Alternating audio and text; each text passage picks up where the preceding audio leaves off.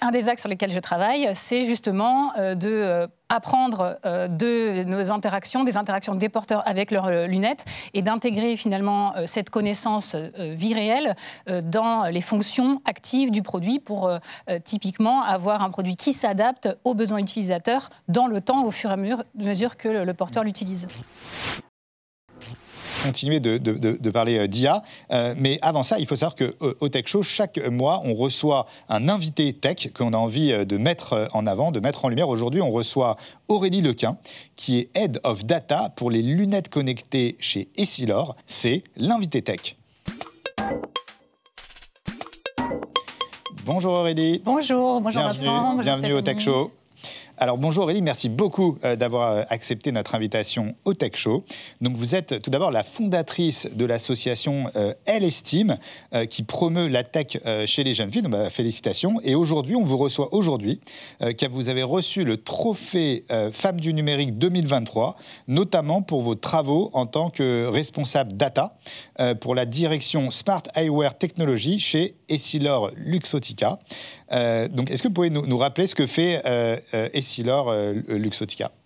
Essilor est un acteur incontournable de l'optique ophtalmique.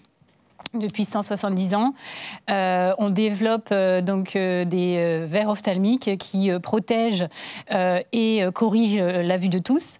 Par exemple, les verres progressifs Varilux ou encore Essilor Stellest pour les enfants myopes. Et Essilor fait partie du groupe Essilor Luxottica, qui est leader mondial dans la conception, la fabrication et la distribution des verres ophtalmiques, des montures et également des lunettes de soleil. Alors, quelle est votre mission au sein d'Essilor Luxottica? Moi, je suis responsable data donc pour la direction Smart Eyewear, donc pour les lunettes connectées.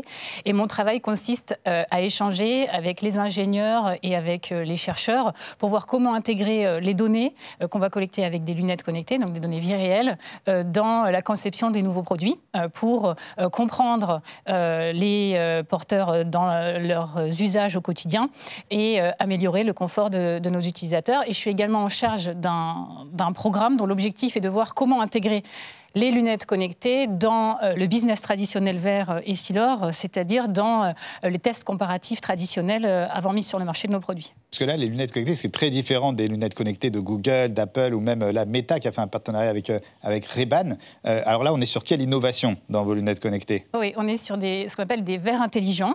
D'accord. Des verres actifs. C'est plus le verre que la lunette, là. Exactement. Par exemple, ils peuvent protéger de l'éblouissement ou s'adapter à la vue. Et ils ont en commun, en fait, d'être reliés à une fonction, donc en fait, d'être reliés à un courant électrique qui va modifier une fonction active. Ça peut être la couleur, l'opacité ou encore la puissance du verre. Et donc, en termes de data, vous travaillez sur quelle data? Alors, je travaille sur des données qu'on appelle vie réelle. D'accord. Et en fait, c'est des données qui vont nous permettre de comprendre l'usage dans la vraie vie des consommateurs. D'accord. Et il y a de plus en plus d'industries qui travaillent avec ce type de données, notamment l'industrie automobile, parce qu'on peut du coup se rapprocher du vrai besoin dans la vraie vie des utilisateurs. On sait que dans les tests produits, les ressentis, que ce soit de la satisfaction ou même de l'utilisation, en fait, elle va être entre le déclaré et le réel, va être différente. Donc c'est vraiment intéressant. En fait. Et qu'est-ce que vous faites après de ces data? Vous allez pas vous les monétiser après ou c'est juste pour améliorer le confort et l'usage de nos porteurs? D'accord. Donc c'est quand même une innovation incroyable. Alors quelles sont les perspectives? C'est quoi la suite de ces lunettes connectées? Tout à fait. En fait, Essilor développe une lunette électrochromique dont la teinte varie électroniquement, de façon électronique. Donc vous pouvez modifier la teinte de votre verre à la demande. Un des axes sur lesquels je travaille, c'est justement apprendre de nos interactions, des interactions des porteurs avec leurs lunettes et d'intégrer finalement cette connaissance vie réelle dans les fonctions actives du produit pour typiquement avoir un produit qui s'adapte aux besoins utilisateurs dans le temps au fur et à mesure que le porteur l'utilise. Alors, c'est quoi pour vous la lunette de 2050? Qu'est-ce qu'on pourrait imaginer en 2050 comme innovation sur les lunettes? Oui, qui s'adapte à notre besoin visuel rapidement, qui nous protège... Évolutive, oui, exactement. Tout est dans ce mot, effectivement, et qui, de façon très... intelligentes apprennent de nos besoins pour que justement on n'ait pas à paramétrer. Enfin, c'est la simplicité qui fait. Enfin, Stéphanie, je pense que les usages Vous me direz, mais c'est ça qui fait le succès des produits. Alors Stéphanie, justement, qu'est-ce que tu penses de cette avancée technologique-là? J'ai l'impression que tu es bluffée là. Non, mais alors complètement bluffée. D'abord, déjà, ravie de te rencontrer, Aurélie. Moi, j'ai toujours été bluffée par la boîte Essilor.